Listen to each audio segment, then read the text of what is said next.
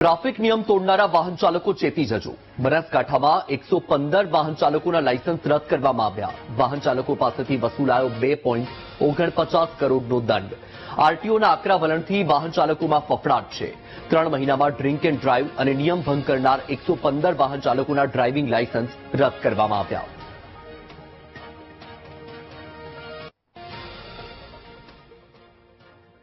वाहन चलाता हो, दारू पीने वाहन चलाता हो अथवा हेल्मेट अथवा सीट बेल्ट ना पहेरेल हो तेवा वाहन चालकोना टोटल 115 लायसन्स सस्पेन्ड करवामां आव्या छे।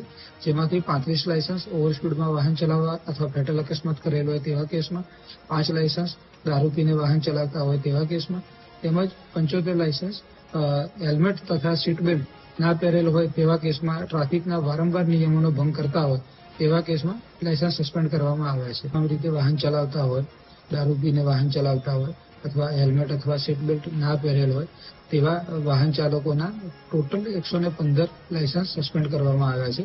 जेमांथी 35 लायसन्स ओवर स्पीडमां वाहन चलाववा अथवा फेटल अकस्मात करेल होय तेवा केसमां, 5 लायसन्स दारू पीने वाहन चलावता होय तेवा केसमां, તેમજ 75 લાયસન્સ હેલ્મેટ તથા સીટ બેલ્ટ ના પહેરેલ હોય તેવા કેસમાં ટ્રાફિકના વારંવાર નિયમોનો ભંગ કરતા હોય તેવા કેસમાં લાયસન્સ સસ્પેન્ડ કરવામાં આવ્યા છે।